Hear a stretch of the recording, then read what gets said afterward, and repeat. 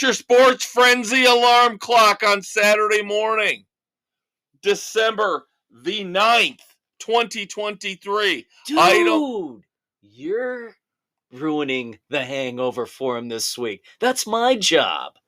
They need to get up, Dave. They need to get up and start functioning. Forget about the rejection last night. Forget about the 15 tequila shots.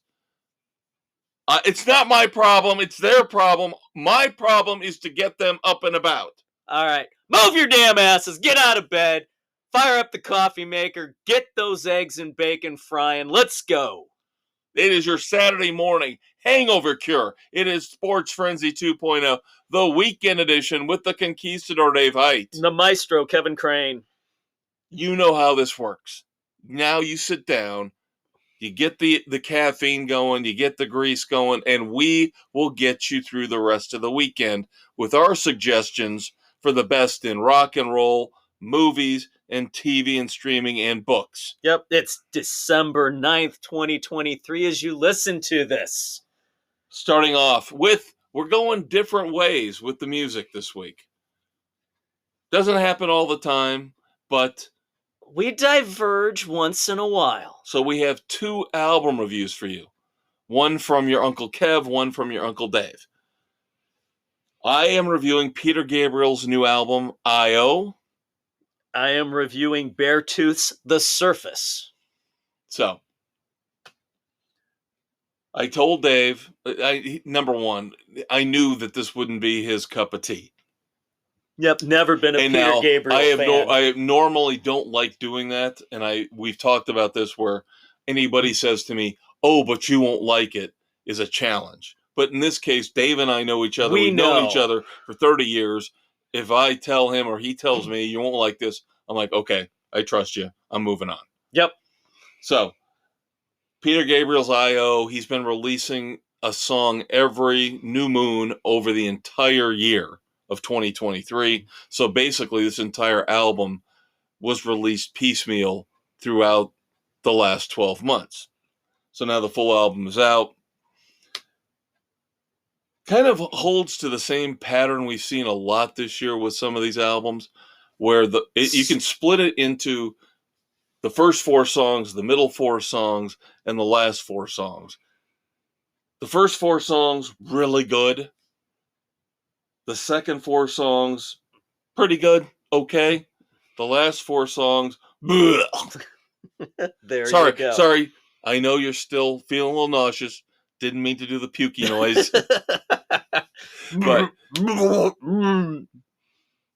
But yeah, it starts off really well, I.O. with Panopticon, the Court, Playing for Time, and I.O.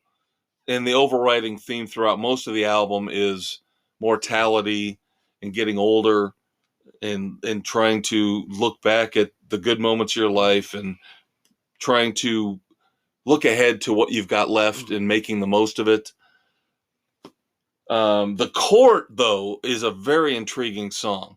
It's very dark, and it almost sounds like it doesn't belong because it sounds like a thinly veiled political commentary, as the chorus is always, it's very repetitive, always saying the court will rise as the pillars will fall. And it almost sounds like he's saying the justice system is overtaking the rest of the government. The pillars of the government will fall, but the court will rise.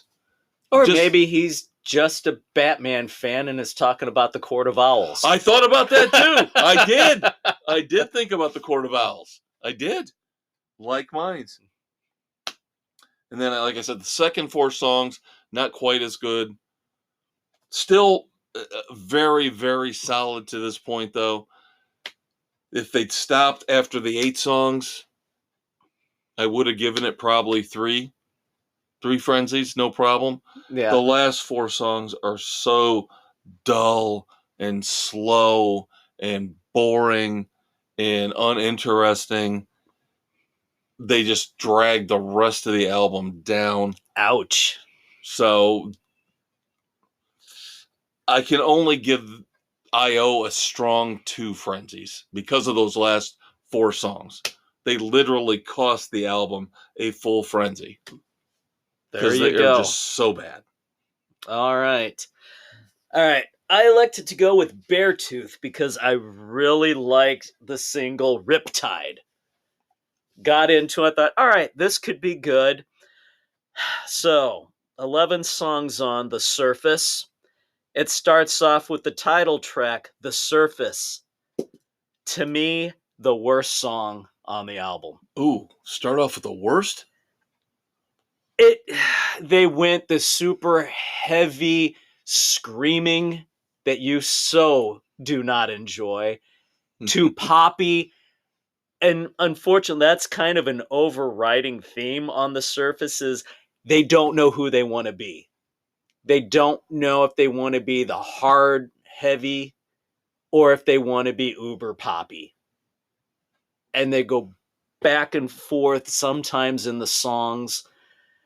It's kind of schizophrenic. So, hated The Surface. Of course, next one, Riptide, which I loved. That to me is the best song on the album. You got a lot of okays. Doubt Me is decent. The Better Me with Hardy is pretty good. That was enjoyable. And Might Love Myself was decent. Then Sunshine, bad. What's Killing You, Look the Other Way. What Are You Waiting For? My New Reality and I Was Alive. The final three were okay. They kind of brought it back from that middle run. But overall, without a cohesive bit, I can only go 1.5. I was really disappointed with this one. Wow. Sorry, kids. I think we got better stuff coming. Like I said, I liked Riptide so much. Right. And I've heard them with other bands. And I thought, all right, this could be good, but they don't know where they are yet. Maybe another album, they might find it. But I'm sorry, I just could not get into this one. I tried several listens through, and it just did not work for me.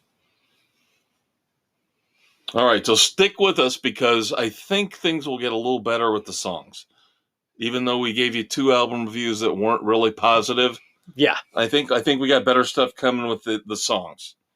So because Kiss, this is kind of like some synergy here because yes. Kiss wrapped up the End of the World tour last weekend on the 2nd, December the 2nd in Madison Square Garden, although that was bizarre if you've heard about how that ended, where they brought out virtual doppelgangers talking about how this is the new era of Kiss. I don't know how I feel about that. It scares me. So, kind of feeds into what we've been hearing over the last couple weeks from Ace Frehley. Of course, the original guitarist for the band. And he, of course, had to jump in and start promoting his new album the week before the final Kiss show, trying to piggyback off all that promotion, that hype. So we've got the first single, the title track, from Ace Frehley's upcoming new solo album, 10,000 Volts. I liked it. It's not great. No, but it's just nice meat and potatoes, straightforward rock and roll. Comfort rock. Yes. It's not outstanding. She hit me like 10,000 volts. Lyrically, it's what you would expect. It's weak lyrically. You would expect nothing else. Musically, it's solid as hell. Good guitar work. Yep. Yes. Yep. So I will give it 3 frenzies just because I needed it. I give it a strong 2.5. It was more repetitive than it probably needed to be. True. Like you said, it is weak lyrically. And Kiss is generally weak lyrically, but this to me seemed weaker than normal. I thought I needed this. I needed it's this. rock after Yes. this. Yes. Yes. So I will go a little higher. I will be listening to 10,000 Volts a lot more and looking forward to the album. Yep. Which, of course, we'll probably review. We will. Yep. It's a guarantee, kids. Yep. The latest, our weekly Our review. weekly David Lee Roth release. Right now, only available, I believe, on YouTube. Yeah. Wash and Fold.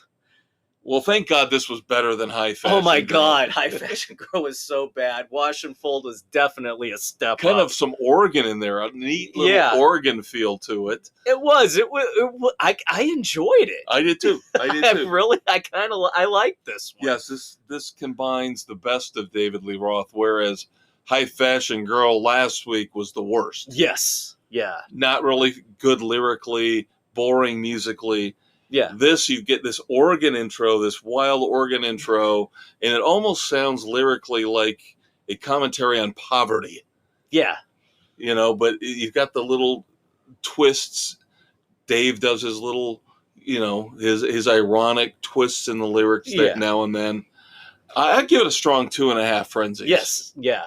Definitely. Wash and Fold was one of the better ones we've heard to. From Dave lately. Yes. Along with the shit that killed Elvis.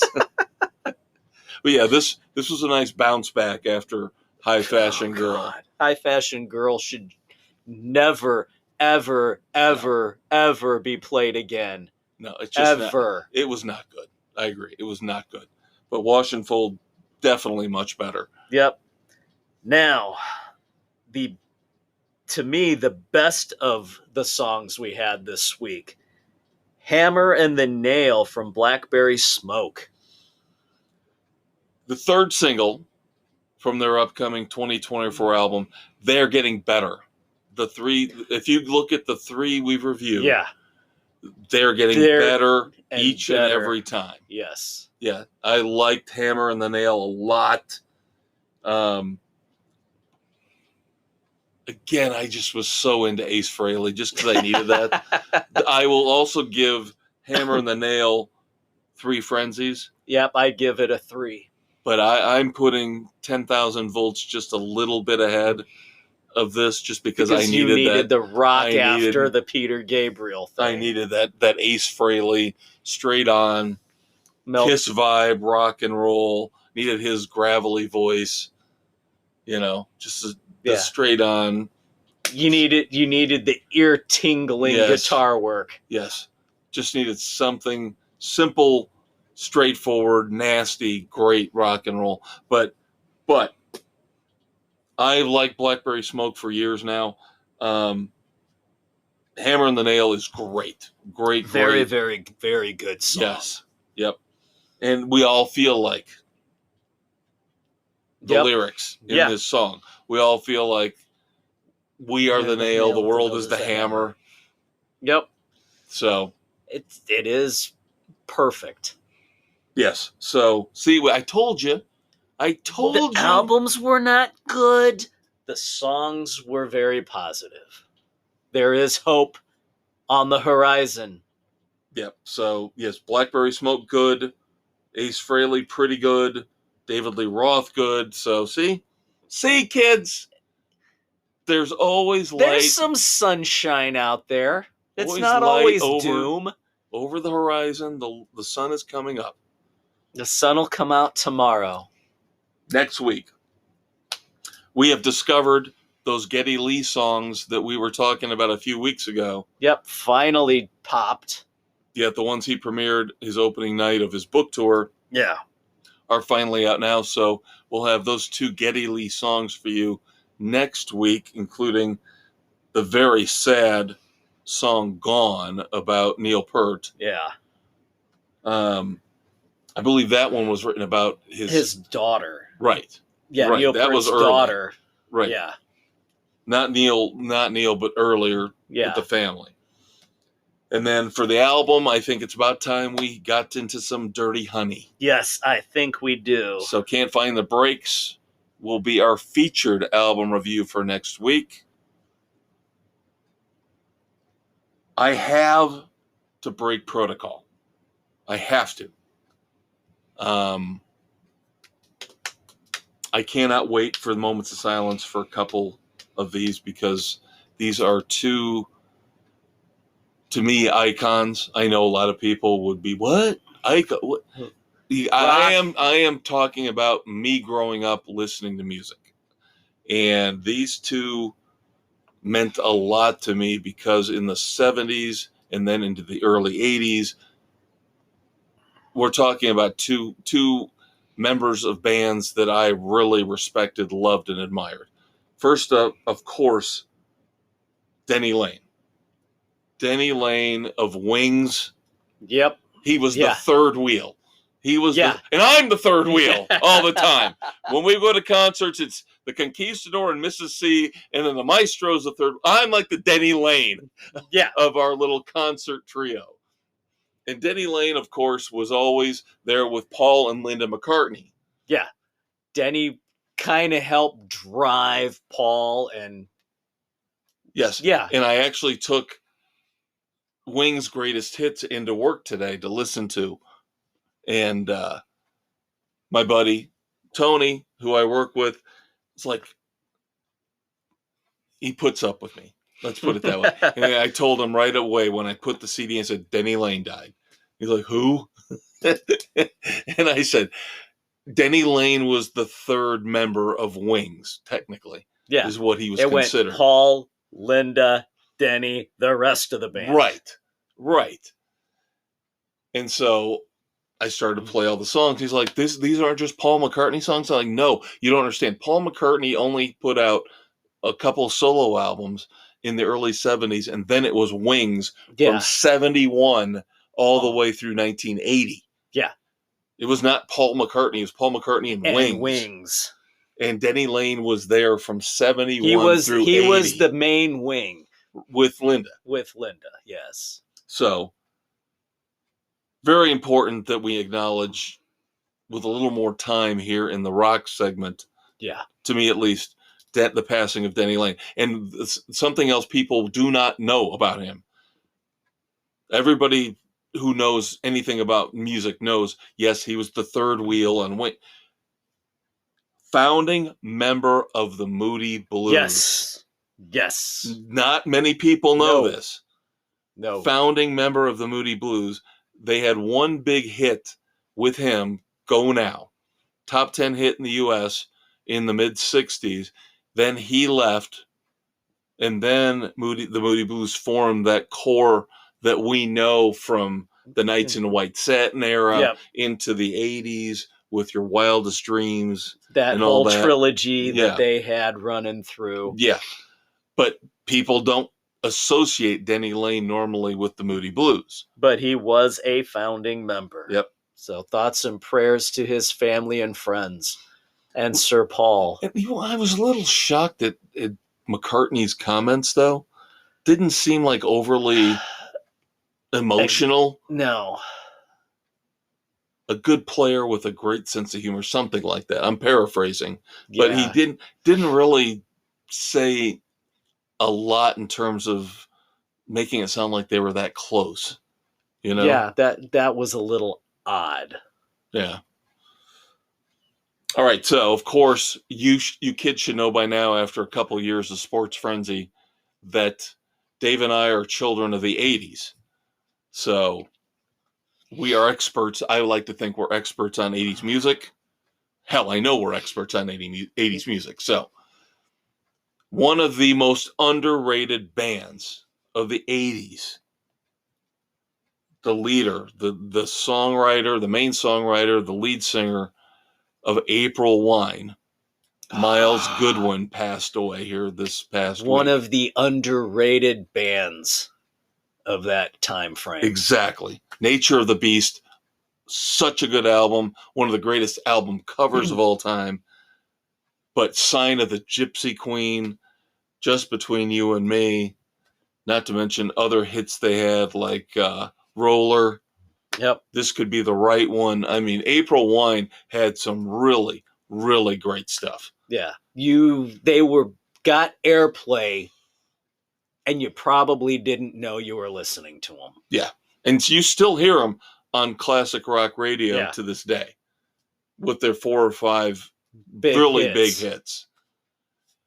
But Nature of the Beast especially was one of those albums, kind of like for me with Billy Squires' Don't Say No. Yeah. One of those seminal, important, formative albums for my musical taste in the early 80s. And hearing that Miles Goodwin died just kind of hurt me a little bit. Yeah. Kind of hurt me. That's a big one. Yeah. So again, apologies for my breaking the rules, but thank you for indulging me. No, this needed to be done. It needed a little more discussion than what we would normally give. Because again, Wings was very important for me growing up through the late 70s, April Wine, early 80s. Just needed to talk about that. I needed to vent. Because there's another big one that's going to have a lot of discussion later on. Yes. Yep. Yeah. We're not done yet, unfortunately. Unfortunately, no. But yeah, there is a major one coming up. Yep. But that will do it for music. Yep. We've told you what's coming up next week. We told you what to listen to and what to avoid. And a couple weeks from now, not quite ready to commit yet to which specific episode, but within the next 3 weeks, we're going to start our best song, best album, best movie, best concerts, best TV shows. The best of 2023 is coming soon. Yes. So probably late December, early January. I would think early January would be more appropriate. Yeah. Yeah. And we've still got plenty of albums we've got to catch up on. We've got a few things to get through, so there we go. But next up, a jam-packed second segment. We've got movie reviews for you. We've got book reviews for you. Dave is going to catch up with a movie review of one I discussed probably about a month ago, I think, when I reviewed it. Was that one you did when I was not? You might have been off. That's one you did when I was not here. Yes, we're talking about Benicio del Toro in Reptile on Netflix. Yes, I did review it, but that might have been an off week for you. Yes, that was an off week for me. So. Yes. And I have Indiana Jones and the Dial of Destiny. Ah, you Disney Plus subscriber. No, I did not watch it on Disney Plus.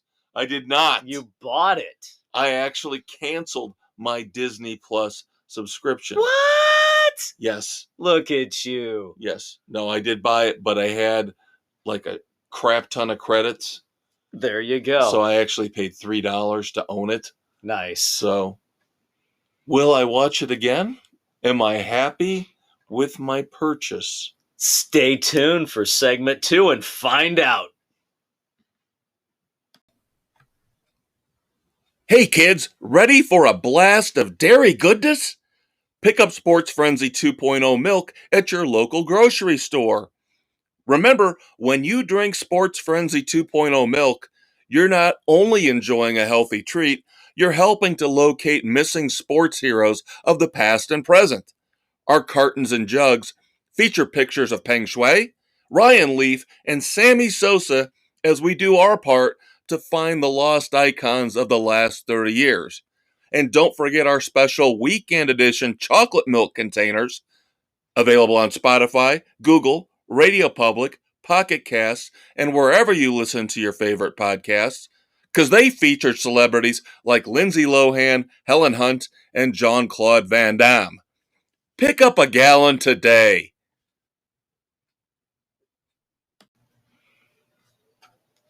All right. We know you're feeling a little bit better. The head's not throbbing as much. The queasy stomach's starting to settle. But here we are, December 9th, 2023, on Spotify, Google, Radio Public, Pocket Cast, Apple Overcast, CastBox, Amazon, Audible, and iHeart Sports Frenzy 2.0, the Weekend Edition, baby! I got to work on that last part. otherwise known as iHeartRadio. He's the maestro, Kevin And Crane. he is the conquistador, Dave Height. Glad, as always, to have you aboard for this Saturday morning extravaganza, your weekend hangover cure. We've talked about a ton of rock and roll. Very, very fun. And in some cases, very sad. Yep. But now, moving on to the movie segment. Dun, dun, dun, dun, dun, dun, dun. Dun. Yes. I know. No time for love, Dr. Jones. I cannot believe there are people out there that do not like the Temple of Doom. That blows my mind. Come on. Temple of Doom was awesome. Still my favorite. Still my favorite with Short Round Oh, and absolutely. the heart getting ripped out. I mean, come on. The movie that established the PG-13 rating. That's right. Oh, chilled monkey brains, my favorite. Yes. So, I know a lot of you out there have Disney Plus, so now you have access to the latest Indiana Jones movie, Indiana Jones and the Dial of Destiny. So let's talk for a minute. Get on the couch. I'm your counselor. We're going to discuss how Indiana Jones Boom, boom, boom, boom. How Indiana Jones made you feel good and then made you feel bad. Of course, Indiana Jones came roaring out of the gates with Raiders of the Lost Ark. And as I mentioned, as Dave Why did it have to be snakes? And again, some people don't like the Temple of Doom, the second movie. I loved it. I thought it was great. See, now I'm one that didn't think the Last Crusade was all that good. I suddenly remembered my Charlemagne. And then, of course, I think we can all agree Crystal Skull was sucked terrible. Balls. Yeah, hiding in the fridge during the nuclear blast. God. So now you wonder, number one, why would I subject myself if I hated the Kingdom of the Crystal Skull so much? Now you've got a much older Harrison Ford. It's the iconic Indiana Jones. We grew up with this series. We're going to see it through to the end. It's like John McClane. It's good, for bad, for worse. It's like a marriage. You're going to stick with the character through to the bitter end. Rambo comes to mind as well. I am pleased to say that despite the negative reviews online, Indiana Jones and the Dial of Destiny is a very, very, very good movie. I'm glad to hear that. I enjoyed it very, very, very much. I'm trying to push it as much as I can without saying it's a classic. I'm not saying it's up there with the first two. I'm not saying that.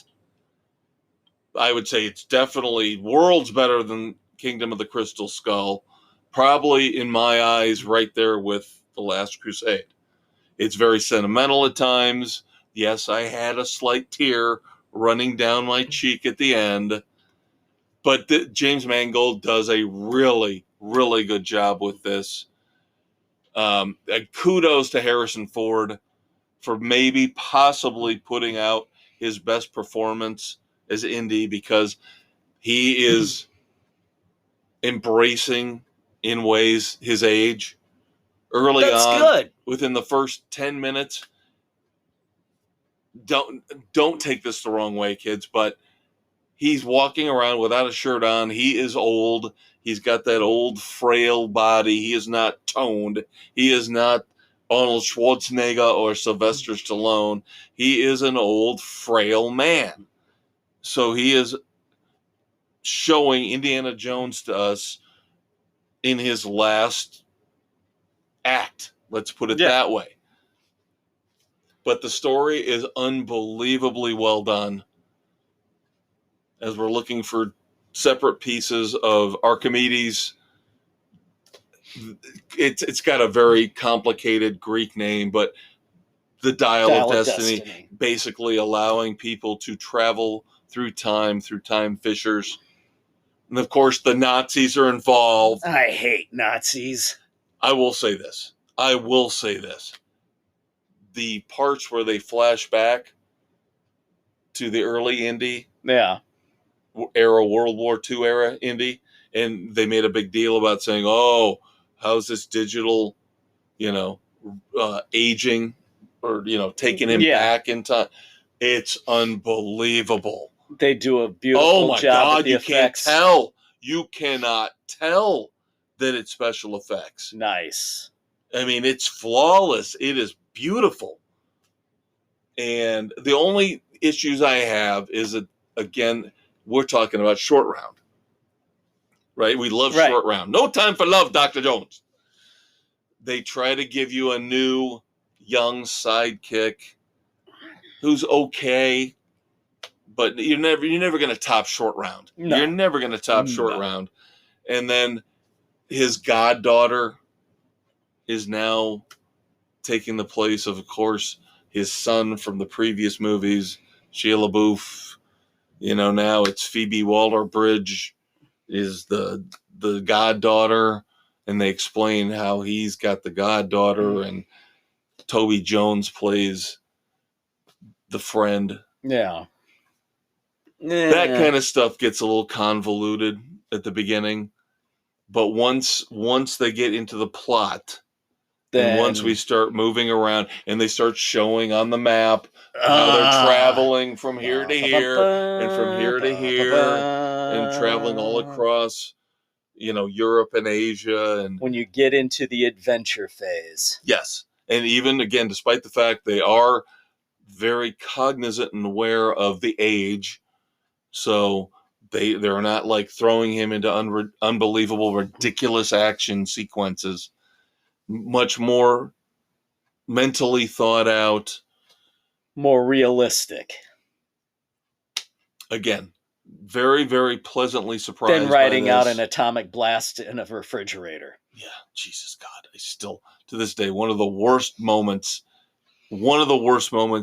It's right up there with the mechanical spider in Wild Wild West. Jesus, yes. Jesus. That could be number one. But very, very happy to report that this is not an embarrassment. If this is the final Indiana Jones movie, which I believe it's gotta have to be. I really liked it. I really liked it a lot. It's taking a lot for me not to give this 3.5 frenzies.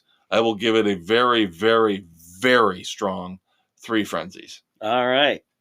The 3.5 would be the emotional, nostalgic. There was just too many things earlier in the movie, like I said, that brought it back. Yes. The last half an hour is phenomenal. I mean, just beautifully done. Perfect ending to, again, if this is the last Indiana Jones movie, I'm fine with it. It ends the way it should. All right. Very cool. Yep. Now you are. All right. Now, I watched Reptile, a murder mystery with Benicio del Toro, who was, I think, one of the writers and producers for it, along with Justin Timberlake and Alicia Silverstone. Alicia Silverstone plays Del Toro's police detective's wife. Timberlake's a real estate agent whose fiance he finds murdered in a house that they were showing. As a solid alibi, rolls right on through. So, backstory, Del Toro's come to this little police station after coming from a big city where he uncovered corruption, but towed the party line. Yeah, I believe he's in Philadelphia. Yeah, out of Philly. Yep. Gee, kind of like Vic and Longmire. But no, this trying to find the murderer, unwrapping the major conspiracy going through his home renovation, putting the contractor in his place.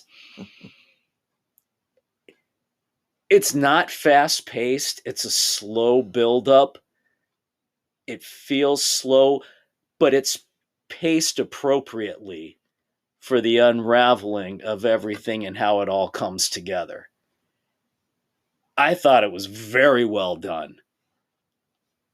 Everybody performed beautifully. I didn't have an issue with the way any of the characters were portrayed or acted. This is a solid 3.5. Oh, I think you're going higher than I did. I really liked Reptile. Yeah. And how it all came together. Yeah, again, I think this was one that I reviewed on one of the weeks where Dave, either he wasn't available or I couldn't tape when Dave could. Yeah. Something happened in the schedule. So I know I've reviewed this in the past, but I think I gave it 3. Yeah. But no, I really, this one, I just enjoyed immensely. Yes. I think everything you said is spot on. Yeah, there wasn't a weak link anywhere in the acting or the characters. It was just solid. Yeah, and again, it's our genre. Yeah, whether we're talking books or movies or TV shows, when you're talking a conspiracy, a detective murder mystery type movie, we're down with it. We're all in. If it's done well, we are going to rave and promote it. Right. And this is one you have to see, kids. And the thing about Del Toro is that in a lot of movies, he tends to, I don't know if I'm just focusing on The Usual Suspects, of course, which was his breakout role. Yeah. And then No Country for Old Men, where he's kind of usually the silent. Well, the thing is, he doesn't, in this movie, he speaks normally, enunciates normally. Yeah. He doesn't slur or droll. Right. Exactly. And he just comes off. I mean, he draws your attention. Yeah. He doesn't come off like he's trying to pull something different. This is a straight on, straightforward, normal role for him, where he can actually say his lines, focus on his acting, and be the charismatic actor he can actually be. Yeah. Without any stunts or, the mumbling, the grumbling, the whatever. accent. Yes. No, this was just straight on. I thought this was one of his best performances. Exactly. I agree completely.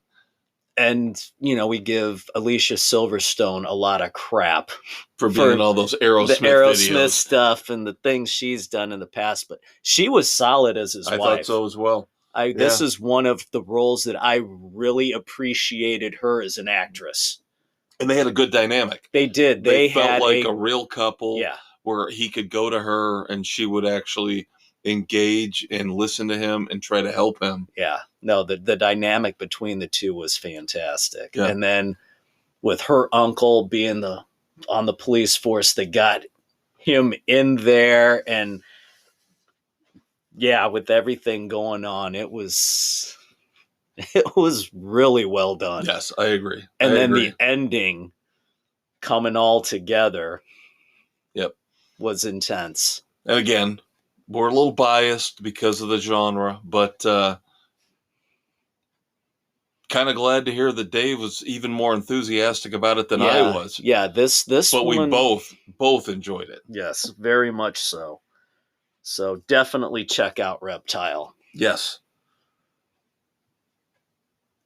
We years ago, Dave and I, every once in a great while, we will go to a movie together, just he and I. Now, It's not very often. It used to be maybe a little more often, but now it's maybe every couple years where his wife doesn't want to go, or for some strange reason, his boys don't want to go. I remember Dave and I going to see Mad Max Fury Road. And the boys were pissed that they couldn't go with us. But we had to. We had to because we were such huge fans of the Mad Max trilogy with Mel Gibson. Yep. That when they rebooted it or decided to do a new chapter, a prequel with Tom Hardy as Mad Max, we were like, we're in. George Miller's still doing them. We're in. And it was unbelievable. It was phenomenal. It was nominated epic. for an Oscar for Best Picture was how good it was. Yeah, and it was. It was brilliant. But they introduced a new character. George Miller introduced a new character played by Charlize Theron. Furiosa. So now we're doing another prequel to the prequel. Yes, a prequel. We have got a trailer out now. Is that prequel or a pre-prequel? Shut up, Dave. Just shut up. Don't confuse the people. They're getting over the hangover. Furiosa. And I'm glad they tagged it as a Mad Max saga. Yes. To let everybody know this is part of the world. Yes. Mad Max is not dead.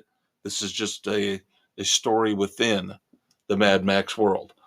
So Furiosa, a Mad Max saga coming out in 2024 as we go back to see the origins of Furiosa. Yes, and I've already been told by your nephews that the four of us are going.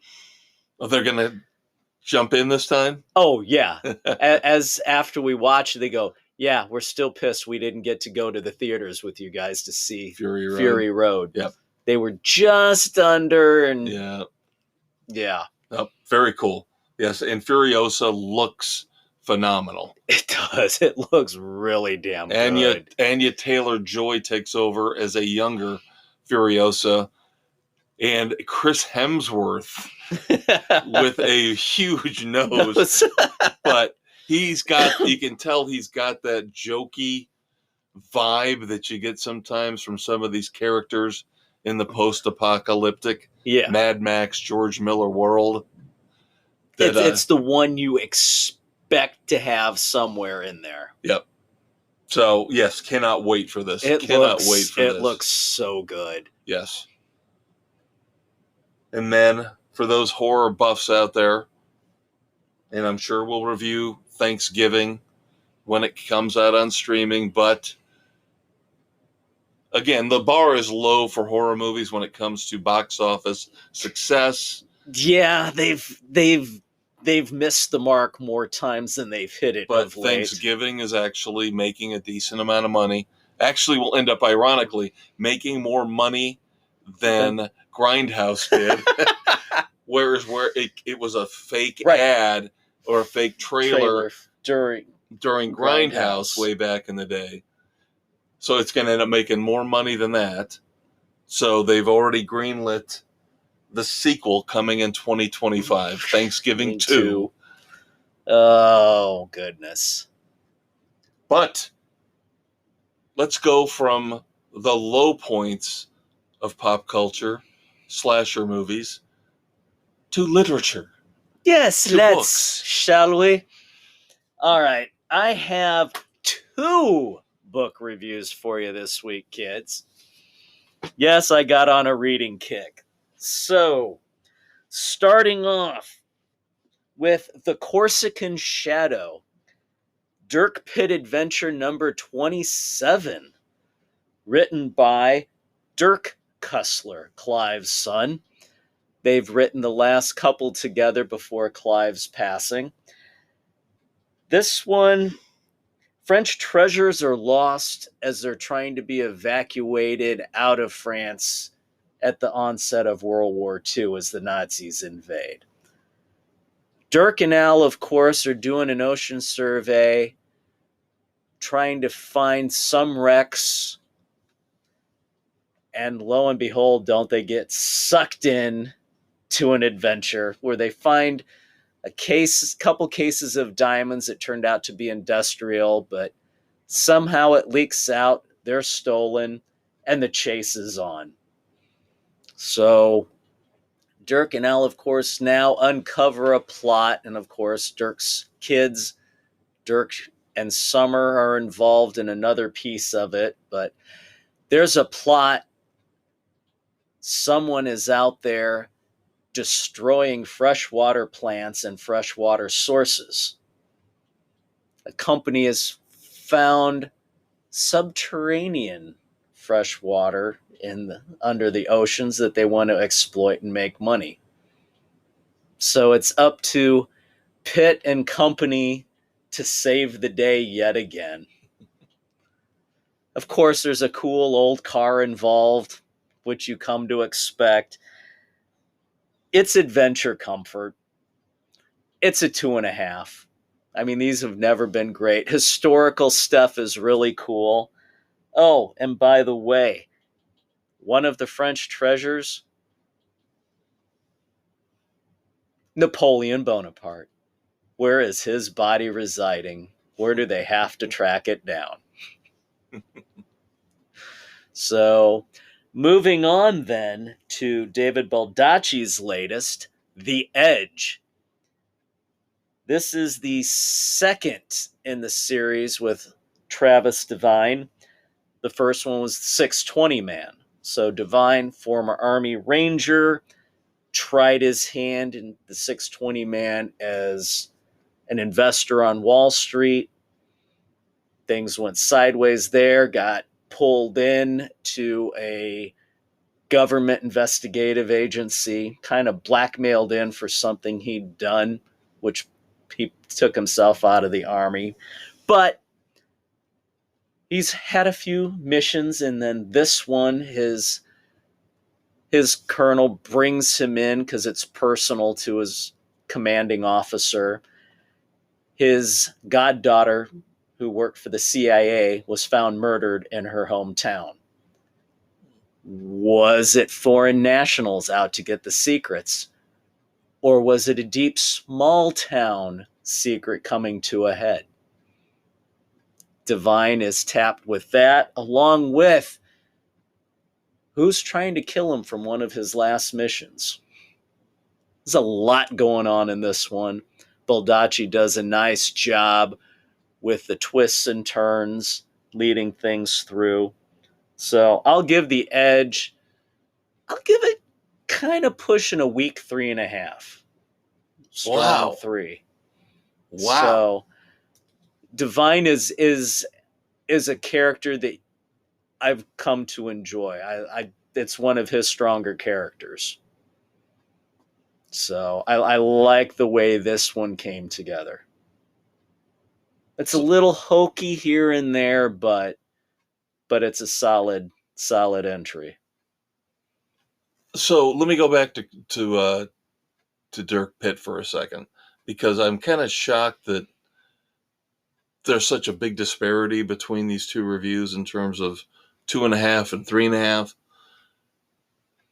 Do you think that the overall series with Dirk Pitt is just a little too hokey, or is it because now it's not Clive, it's Dirk Cussler writing them?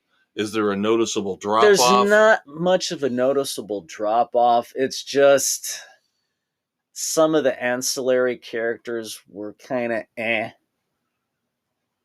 and just a couple of little things were not quite as solid as they had been, as you typically would find.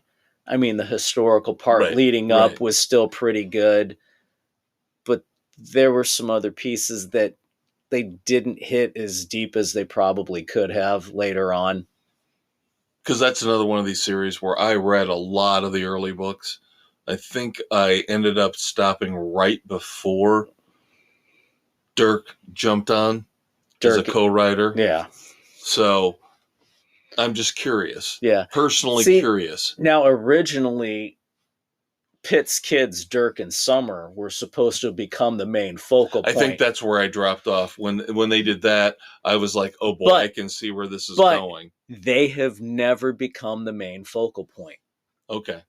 Pitt and Al are still the main, and Dirk and Summer are kind of an ancillary pieces along the way. Because I remember I was worried about that. Yeah. I think that was what kind of pushed me away. Yeah, no, they have not made Dirk and Summer the main focal point it's still Pitt and Al. Okay. All right, so for next week, got a couple options. We got a couple options here. We were talking last week about Exorcist Believer. That's still on the table. It's a possibility. And now I don't know if this would count as a movie or this counts as TV and streaming. But we have Mr. Monk's Last Case debuting this weekend on Peacock. We could do both. Because one could be TV, one could be movies. I think we could try and do both. I'm fine with that. So one TV. Yeah, I think I've got some time coming up in the next few days.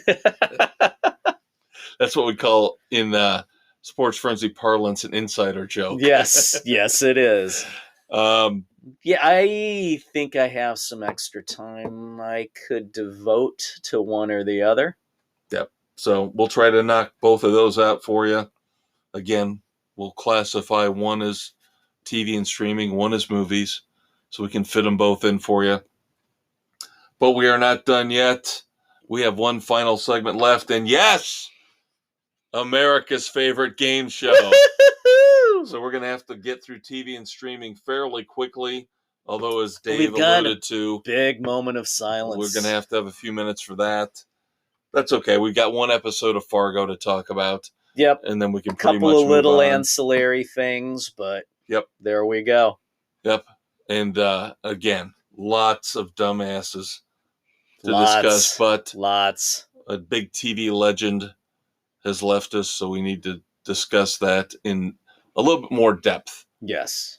So your Uncle Dave and I will be right back for one final 30-minute knockdown, drag-out, blowout way to get you through Saturday and Sunday, back to the work week starting Monday morning. We'll be right back.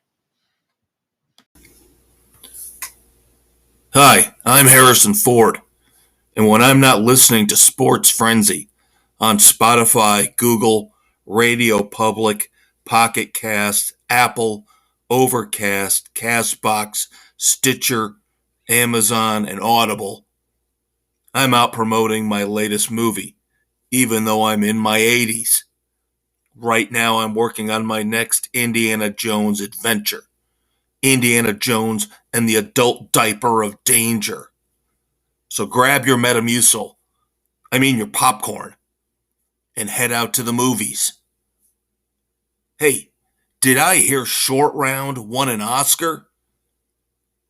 I don't have one of those. Son of a bitch. How did that happen? No time for love, Dr. Jones, my ass.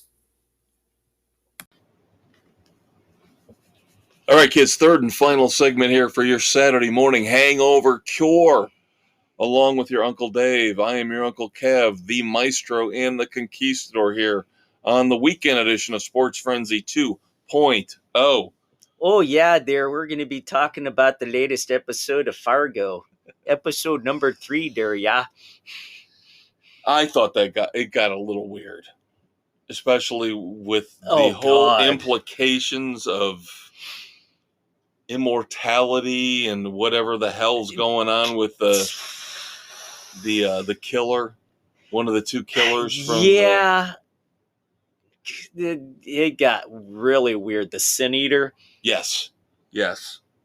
Yeah, that was a little over the top for me. Yeah. I live here, Mom.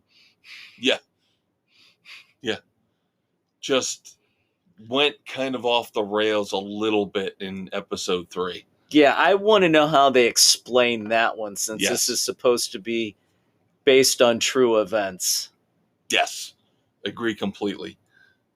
Because this definitely does not seem like this is rooted in reality at all. No, that part did not jibe with being told true to the story. Yes, completely agree. After a stellar first 2 episodes, episode 3 kind of really goes off the tangent. And like you said, if this is based on a true story, Lucy, you got some splaining to do. Exactly. Now, that piece aside, it's starting to ramp up into an intriguing little Yes. bit. Oh, I agree. But again, I can't put that piece aside. I need an explanation. I need to know what the hell's going on there. Yeah.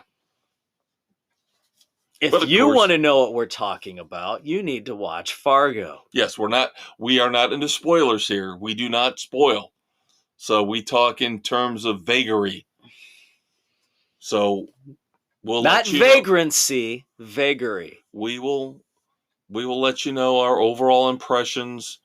If it sucks, we'll let you know. But otherwise, we're not giving away plot details. We hate it when people spoil movies and TV shows for us. Yep. And we're counting down not too much longer to season 2 of Reacher. Yep. And did you hear? It hasn't even dropped yet, and it's already been renewed for season 3. Yes. Doesn't shock me a bit. Doesn't shock me a bit. Yep. No news yet on what season 3 will entail in terms of which storyline.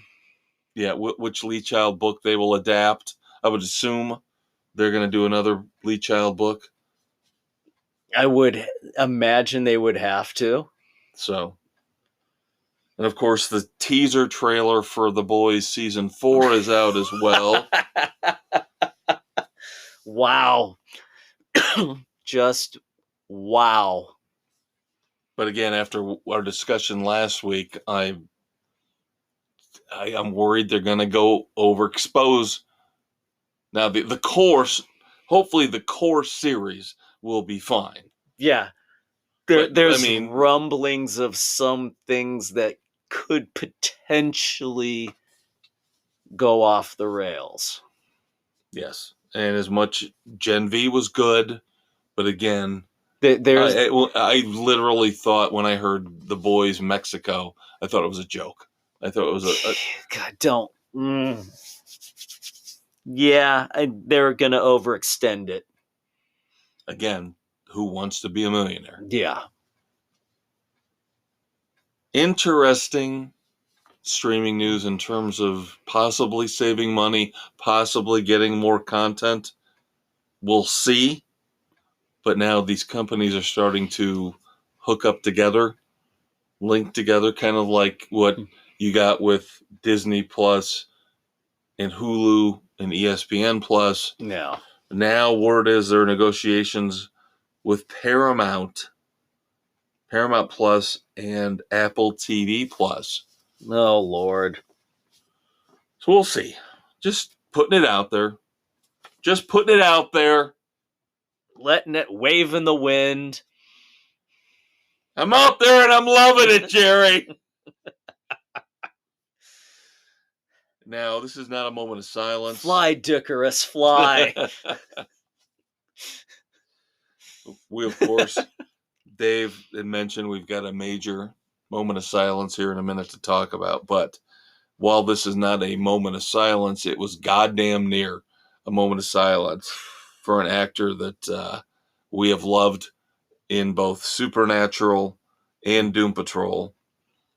Of course, we're talking about Mark Sheppard, who played Crowley in Supernatural.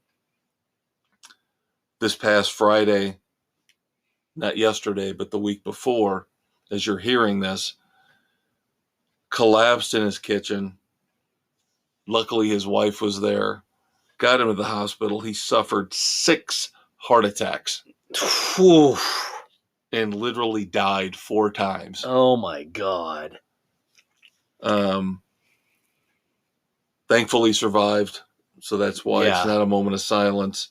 But wow, he has always been one of those great character actors. Yep. Because he was in Warehouse 13 and other things I've seen him in. He's one of those guys that he plays a character you hate, but you love at the same time. Yep.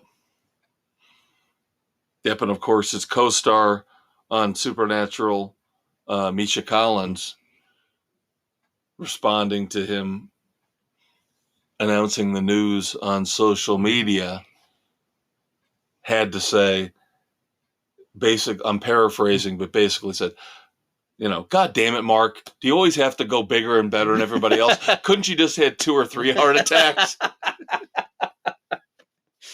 And that's the camaraderie that you got from that show. Yes. Yep. So, of course, we hope for a speedy recovery for Mark Shepard.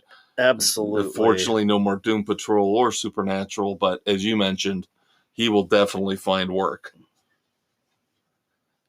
Now we move on to moments of silence. I will let Dave take the big one right off the bat here.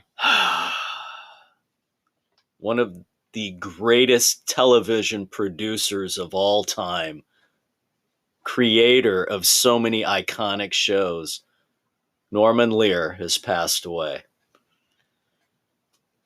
101 years old? Ridiculous. 101 years old. Yeah, brought you All in the Family, The Jeffersons, was it Good Times, Maude. Mm-hmm. I mean... Now that, again, depending on your age. This was the 70s, baby. Mm-hmm. This is young conquistador, young maestro. Yep. Watching these iconic sitcoms from back in the day. He took on social issues that nobody else would have touched. Yeah. Racism, bigotry, he brought it to the forefront. And that's the thing, that comparing that era to now pisses me off so much, is that you've got all these hate mongers out there trying to divide us, trying to call everybody a racist or a homophobe or a sexist. And like you said, Norman Lear tackled them all head on. We watched these shows, whether it was the black cast of the Jeffersons in Good Times or the bigoted Archie Bunker in All in the Family. I mean, come on. Sammy Davis Jr. kissing Carol O'Connor in that iconic moment on All in the Family. Yeah. And we watched all of it, and we didn't try to separate it. No. We didn't say, it's, this look, is different everybody from this. is together. You can live together. But in this day and age, you wouldn't believe that. But back then, when we were growing up, we did. Yeah, it's like, what's the big deal? Yeah. Yeah, we're all struggling to make ends meet, like the families in Good Times. Yeah, everybody can make that one deal like George Jefferson and vaulted himself up. Moving Anybody on could. Up to the top. But, yeah, so Norman Lear hit everything on the head in the 70s. Yep. Now, as an aside, I'm not trying to distract from the sorrow we all feel for losing such an iconic TV creator, but he is still scheduled. He'd already recorded this. I did not know that Netflix in the summer of 2024, there is a Good Times animated series. Really? And Norman Lear has already recorded his part for this as a guest star. Wow. Yeah. Holy crap. Now, supposedly it's a different generation. It's not going to be, obviously, how many of the cast members have passed away. So is this JJ's family? I do not know. That would make sense. I do not know. Maybe Thelma. Their families together. I always like Thelma. So you would hope that they would have those two voicing. There's got to be some kind of you have to have the connection. And JJ's got to be in there somewhere. Jimmy Walker has got to be in there somewhere. It's got to be Grandpa, right?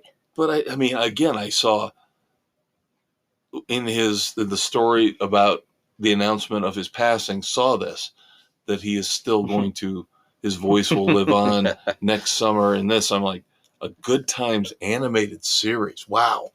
Wild, wacky stuff.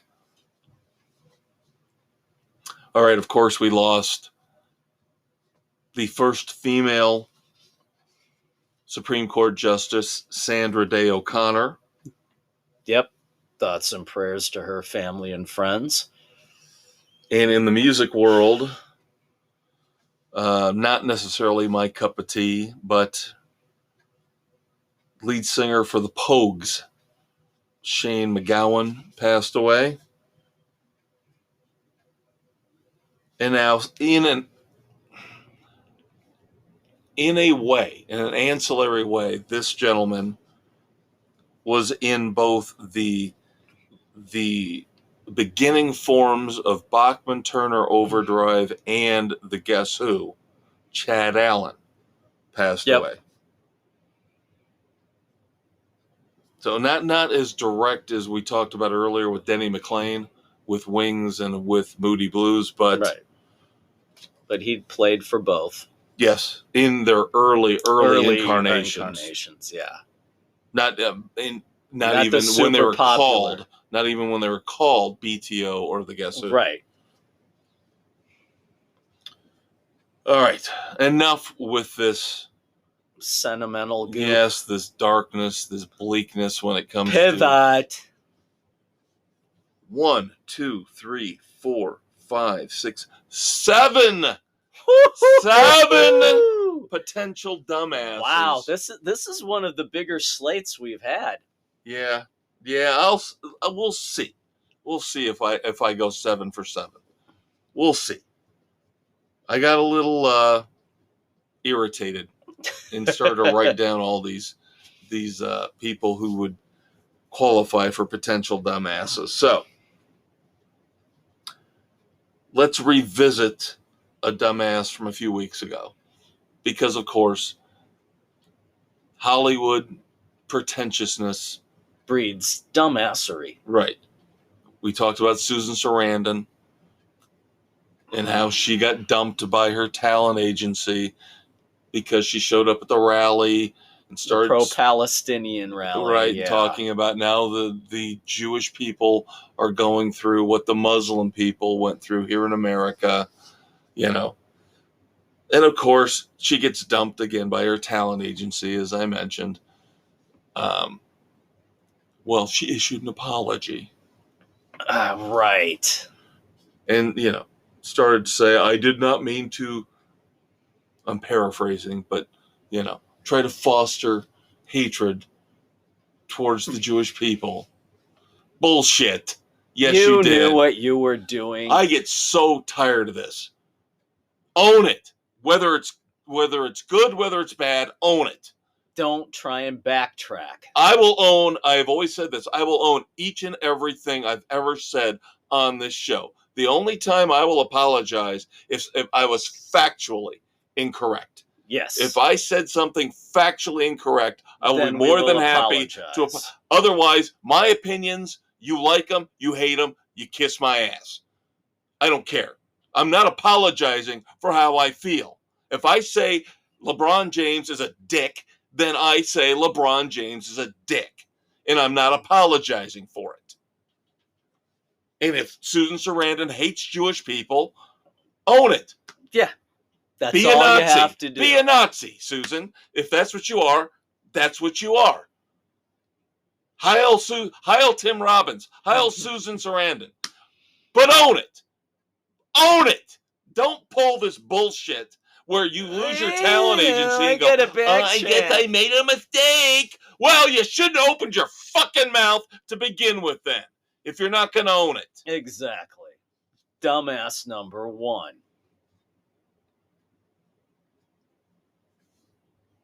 I love this one. This one, I think I win on this one.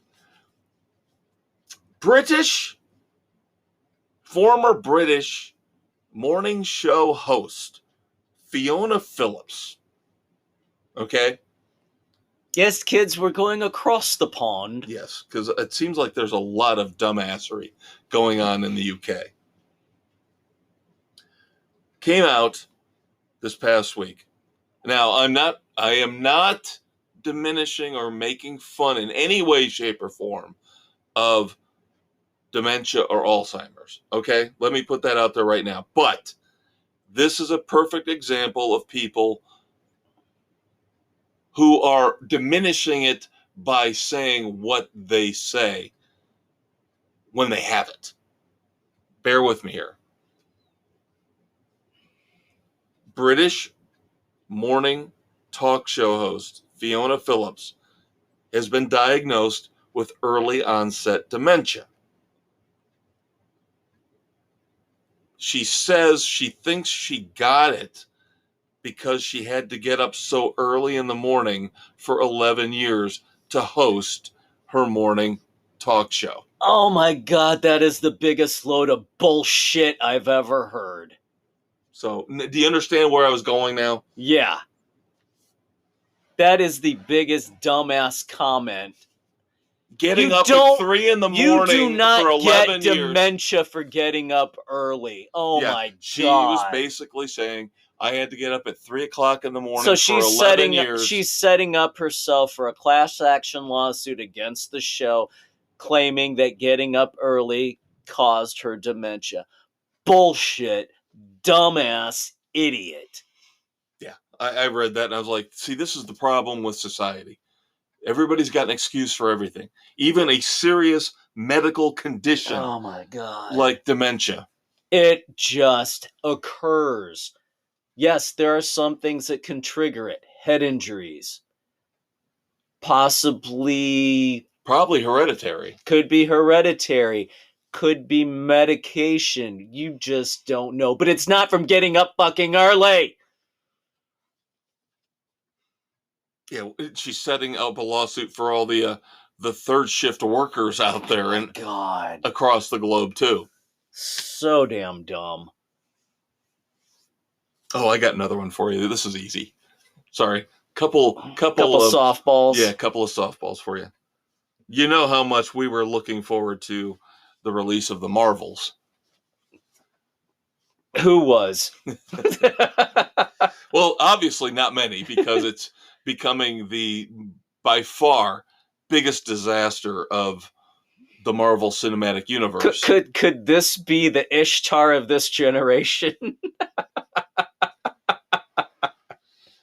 Well, Dave, Disney's Bob Iger has come out and said that the Marvels is suffering from historically bad superhero box office because of two reasons. Lack of oversight. By Iger. God damn, you're somebody smart. God damn, you're smart. Literally almost got it to word for word. Yeah, lack of oversight by myself. Lack of and on-set supervision was one of them. Yeah. Lack of on-set supervision, and because it filmed during the pandemic. Yeah. Such a dumbass. No, you morons greenlit this stupid ass project. And you marketed it, as we've talked about, as some kind of weird Freaky Friday thing. Yeah, you tried to pull the Disney Freaky Friday vibe combined with your new politically correct Marvels bullshit, and you failed epically. It doesn't even look like this movie will make $100 million at the box office. Not domestically, no. No, not domestically. They've pulled it from the box office already. They've officially pulled it. Because it wasn't making... Yeah, nobody was showing up to see it. Yeah. Iger, you dumbass. All right, now this to me is manipulative. Maybe you won't agree. Maybe this could be the first one where you say he's not a dumbass. But again, this kind of goes back to the whole British talk show host blaming getting up early in the morning. Jonathan Majors, we've talked about, of course, was supposed to be and ties into the Marvel thing. Jonathan Majors is supposed to be Kang. Right. And he's supposed to be the centerpiece villain for the next run of Marvel movies. The next Avengers movie, which I think will come out in 2072, the way things are going, the Kang Dynasty, he is Kang. Right. But of course, he has been involved in a domestic violence trial. Yep. Well, the trial has started.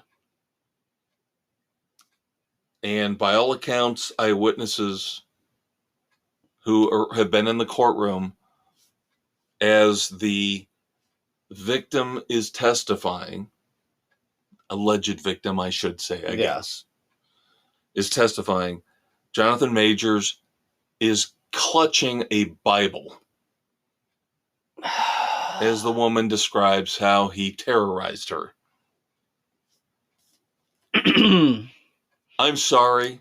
Stop with the props. That's what I think as well. I'm all for freedom of religion, but when you're in a court of law, there's a different set of rules. Unless that is who you are, unless you have that with you all the time, you do not bring props. Does he always carry a Bible with him? Are there photos of him with one? Yeah, I agree completely. It seems like it's a prop. It's a prop. It's a defense attorney trying to make his client look good. Yeah. It's like somebody who was in a car accident who barely got hurt coming in with the neck brace. Right, out of the Brady punch. But seriously, isn't that what it seems like? Yeah. Yeah, it's... Oh, now all of a sudden I'm a devout religious man with I have to bring my Bible into the courtroom and hold it close to me. Do we see you with the Bible, reading the Bible between takes on set? Right. I doubt it. I doubt it. Okay, next up, you know how much I love Jane Fonda. Jane Fonda's 85 years old. And despite the fact she's kept herself in shape, famously, still looks 85 to a certain extent. Well, Jane Fonda, of course, has always been kind of a hypocrite, too. Yeah, a major hypocrite. In a recent interview, Jane Fonda said, I really think I could only take a lover if he was 20 years old. Because I don't really want to be with somebody who looks like me in terms of like the skin and the sagging and the, all that old stuff. You hypocritical bitch. But yet I guarantee she's probably the first one to jump on like Al Pacino for who's marrying somebody 40 years, 50 years younger than him. Yeah. Having kids with her. Yeah. All right. Personally, for me, I find this guy to be probably the biggest dumbass of the week. Do we know who he is? No. Sir Robin Millar. Now, supposedly he's a big deal over in the UK. He has produced 44 number one songs in Britain. Okay? Good for him. In a recent interview, he is calling for, you'll love this. I hate this. And I think you'll still hate him, despite the fact you'll know why I hate him more. He thinks there should be no more production of CDs, vinyl records, or rock tours because of the impact on the environment. What a dumb fuck. He says rock stars are hypocrites when they sit there and they talk about caring about climate change and the environment, yet they want CDs. Well, and they put out all these different CDs, these different versions of the vinyl issues of their albums. And then, of course, with the tours, yes, flying all over the place. Tour buses, even with the tour semis, buses. Yes, yes. Digital music is so much cleaner and better quality. And, of course, if you want to watch a tour or a concert, just watch it streaming over your TV. Screw you, you dumbass. There is nothing better than live music. This is what I call a fun suck. Yeah. He is a fun suck. He doesn't want anybody to have any fun in life. He is what's wrong with the environmental just hippie sit in your doofuses. homes and don't go anywhere. No, and just sit out on the front porch and enjoy the sunshine and the flowers, and yeah, nothing else. Nothing. That's your life. Yeah. To live like a European, live like you live in France or in Spain, and you don't have any TVs or anything fun in your life. Just fuck garden. You. Why don't you come over, Sir Robin, and look at my thousands of CDs and my thousands of movies and kiss my ass? How about that? I love each and every one of them, and I hate you. Sorry. But not you, our loyal listeners. No, I hate Sir Robin Millar. Finally, sticking with music. I hate Billboard. I used to love Billboard. I used to love Billboard. We talked about our hatred and the downfall. I used to love Billboard, though, when I was growing up, and I listened to Casey Kasem's American Top 40. I loved it. And it made sense. Yeah. For the most part, the songs that were number one made sense. Even if I understood why You Light Up My Life by Debbie Boone, even though it makes my eardrums bleed, was the number one song. Because everybody else was stupid, and I was the only sane one who realized it was the worst song of all time. It's awful, horrible. But do not look it up. But I digress. To a point. Do you know what the number one song on the Hot 100 in Billboard is this week, Dave? I have no idea. Is it still the Kelsey Brothers? No, that was bullshit? The rock chart. Oh, this is the big one. This is the big Hot 100. Where Taylor Swift reigns supreme normally, and Beyonce. God.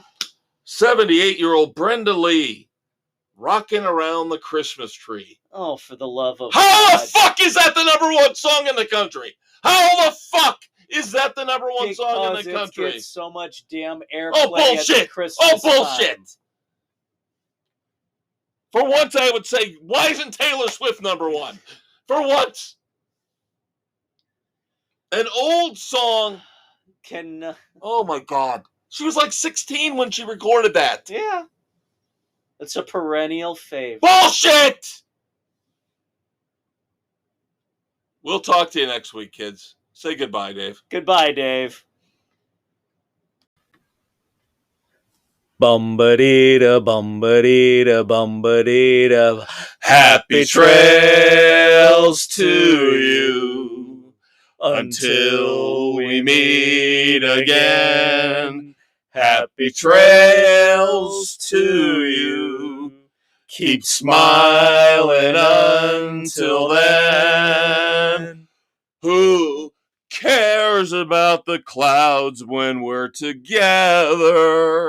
Just sing a song and think about sunny weather.